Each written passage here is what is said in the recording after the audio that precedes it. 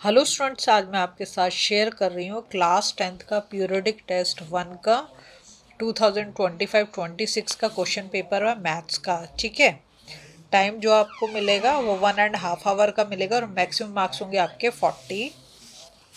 ये section A दे रखा है। सेक्शन ए में जो है आपको 10 MCQs दिए गए हैं। ठीक है, जिसमें से 2 असर्शन और रीजन बेस्ड क्वेश्चन है। हर एक क्वेश्चन को बहुत ध्यान से देखना है, पढ़ना है, उसके बाद करना है। ठीक है, जैसे अगर मैं एक पहले क्वेश्चन का आपको हिंट करती हूँ, जैसे यहाँ दे रखा है which of the following can be the probability of an event. पहले क्वेश्चन अच्छे से पढ़ लिया। क्या पूछ रहा है? प्रोबेबिलिटी पूछ रहा है। अगर हम फर्स्ट को देखें तो फर्स्ट क्या दे रखा है? नेगेटिव नंबर दे रखा, -0.59। तो प्रोबेबिलिटी तो नेगेटिव नहीं होती, तो ये तो हो नहीं सकता आंसर। फिर सेकंड वाला दिया 1.89। 1.89 नहीं हो सकता क्योंकि मैक्सिमम प्रोबेबिलिटी 1 हो सकती है, 1 से बड़ी प्रोबेबिलिटी नहीं हो सकती, तो ये भी क्रॉस आउट हो गया।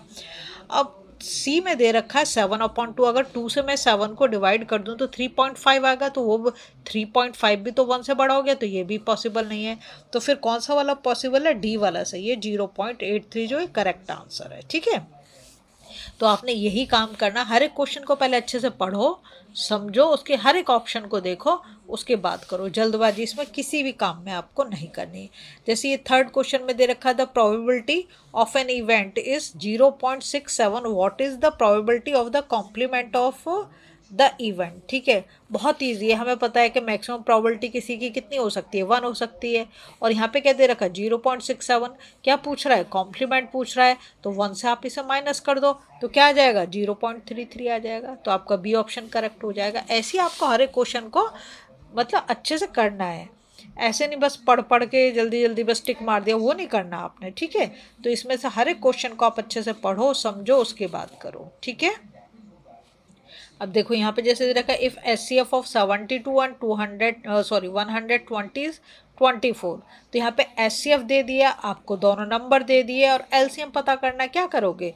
इन दोनों नंबर को मल्टीप्लाई करोगे और 24 से डिवाइड कर दोगे, तो आपका आंसर आ जाएगा। नहीं आ जाएगा? ठीक है, अब देखो फिर है यहाँ पे दे रखा है the product of the LCM and HCF of 5 and 15 20 is. ठीक है, कर पाओगे? बिल्कुल कर पाओगे, कुछ नया नहीं दे रखा। ठीक है, तो ऐसे करके जो है हमारे यहाँ तक ये 10 MCQs हैं, जिसमें 9 और 10 जो है असर्शन और रीजन बेस्ड क्वेश्चन है। देखो हर एक क्वेश्चन को बहुत ही ध्यान से पढ़ने की ज़रूरत है, करने की ज़रूरत है। और जो असर्शन रीजन वाले हैं उसे तो बहुत ही ध्यान से पढ़ो। वो इतने इजी क्वेश्चन होते हैं बहुत ज़्यादा, और बच्चे ना उसे पढ़ते नहीं है ढंग से और गलत कर देते हैं। बड़ा दुख होता है उसे देख के। अब हम जाएंगे नेक्स्ट पेज पर। तो नेक्स्ट पेज जो है हमारा सेक्शन बी आ जाता है। ठीक है, देखो मेरे चैनल पर ना आपको NCERT के हर एक क्वेश्चन का सॉल्यूशन मिल जाएगा। आपको प्लेलिस्ट मिल जाएंगी, वो देख सकते हो। हर एक चैप्टर की प्लेलिस्ट बनी हुई है।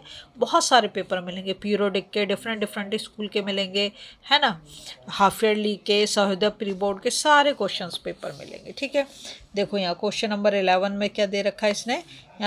मतलब जो क्वेश्चन नंबर 11 से 16 है, हर एक क्वेश्चन कितने मार्क का? 2 मार्क का है। तो आपको बहुत ही अच्छे से पढ़ो, पहले क्वेश्चन को समझो और उसके बाद करो। जल्दबाजी अगर आपको फिर भी कोई क्वेश्चन नहीं आ रहा ना, प्लीज़ कमेंट करें, तो मैं आपको सॉल्यूशन भी बताऊंगी कि कैसे करोगे। ठीक है, बहुत इजी सॉल्यूशन है।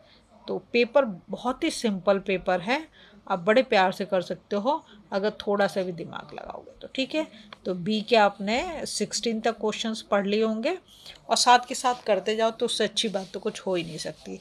उसके बाद आता है आपका सेक्शन सी।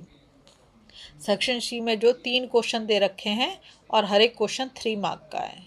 ठीक है, तो बहुत ही ध्यान से पढ़ो और करो इसको। इसको करने के बाद आपका फिर ये 3 ही क्वेश्चन है 3 मार्क के। इसके बाद आता है आपका सेक्शन डी। ठीक है, सेक्शन डी में सिर्फ एक क्वेश्चन है जो कि 5 मार्क का है, तो इसको भी अच्छे से पढ़ लो, समझ लो, और उसके बाद करो। ठीक है, जल्दबाजी बच्चों किसी में नहीं करनी, जल्दबाजी में कुछ भी अच्छा नहीं होता, सब गड़बड़ होती है। ठीक है, उसके बाद हम जाएंगे सेक्शन ई पर। ठीक है, सेक्शन ई में देख लो आप, ये केस स्टडी बेस्ड क्वेश्चन है। पहले इसको पढ़ो, पैसेज को क्या दे रखा है, फिर इसको देखो, और उसके बाद क्वेश्चंस पे जाओ। ठीक है, क्वेश्चन पे मतलब ये नहीं कि जल्दी जल्दी बस पढ़ लेना, नहीं, करके देखना है। बिना करे कैसे आएंगे? नहीं आएंगे। ठीक है, और अगर आपको मेरी वीडियो पसंद आ रही ना, प्लीज़ लाइक शेयर सब्सक्राइब कर दो और हाइप कर दो। अगर आपको अच्छी लग रही है वीडियो तो प्लीज़ हाइप कर दो।